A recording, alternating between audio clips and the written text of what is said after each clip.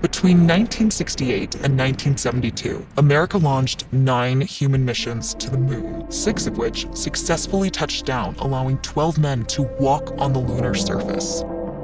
NASA's next chapter of lunar exploration, called Artemis, has the task of not just going to the moon to create a long-term human presence on and around it, but also to prepare for ever more complex human missions to Mars.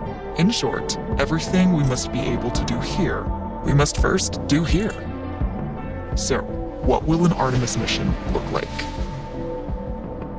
Everything is designed and tested with our most important element in mind, the astronauts. This is their deep space, human-rated spacecraft called Orion, built in 3 parts. The crew module, where up to 4 astronauts will live and work throughout the flight. The service module, with life support systems for the crew and its own engine and fuel reserves.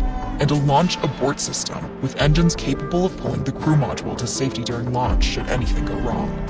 To accomplish the task of launching our crew and heavy payloads, NASA is building the Space Launch System, comprising of a cargo hold, an exploration upper stage, a massive core stage, and 2 extended solid rocket boosters. Altogether, this is the world's most powerful rocket, and it exceeds the legendary Saturn V of the Apollo era in numerous ways.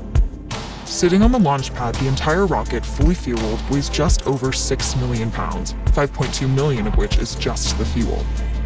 Once ignited, there is no stopping what comes next. All 4 RS-25 engines and the 2 solid rocket boosters come to life, thundering our crew upwards. 2 minutes after ignition, the solid rocket boosters are spent and released. 8 minutes after launch, the core stage is depleted and separated. The upper stage fires briefly, placing Orion into a parking orbit around the Earth. Here, the crew reconfigure the spacecraft and check systems to confirm everything is ready for deep space travel.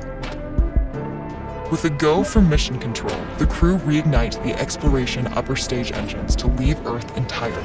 The exact timing of this maneuver is critical to reach a speed that can escape Earth's gravitational pull, but also put Orion on a course that will intersect the moon days later. Once this burn is complete, the upper stage of the SLS is jettisoned and the crew aboard Orion coast for several days toward all that awaits them at the moon. Approaching the moon, we see the fundamental differences between Artemis and Apollo. Instead of requiring Orion to serve as an expendable lunar command module or to carry a constrained lunar lander, the Artemis missions will take advantage of a different approach: pre-staging. Everything needed for lunar missions will be positioned in advance by commercial and international partners. This includes rovers, science experiments, and human-rated systems on the surface. But it also includes a dedicated lunar station in orbit around the moon called Gateway. Here at this station, we can pre-stage a robust lunar lander and establish a strong communications relay. Designed with open standards, the Gateway can be expanded as new missions and partnerships develop, allowing multiple human missions on the moon at the same time, and enabling ongoing science to be conducted even between human missions. The Gateway is also capable of adjusting its orbit to allow access to every part of the moon, something the Apollo missions could not do.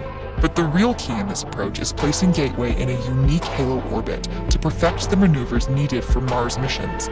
And with the growing list of commercial and international opportunities, Gateway is the ideal hub between Earth and all that lies beyond. Returning to our crew as they approach Gateway, the Orion must match the elliptical orbit of the station in order to successfully dock. Once on board, pre-selected crew members transfer to the lunar lander, while those assigned to Gateway remain on station.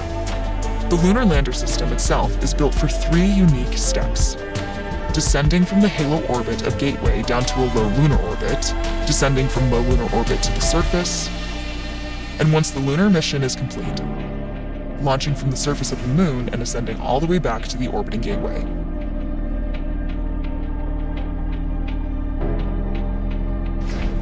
Once back aboard the Orion spacecraft and undocked from Gateway, the crew fire their engine once to break out of the halo orbit, and once again to sling the spacecraft around the moon, placing it on a multi-day trajectory back towards Earth.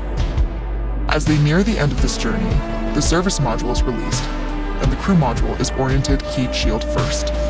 Entering Earth's atmosphere at 25,000 miles per hour, the friction of air slows Orion considerably, while also subjecting it to temperatures of 5,000 degrees. With the Orion now at just 300 miles per hour, a series of parachutes uniquely tested and produced for this moment deployed, decelerating the craft to just 20 miles per hour for splashdown.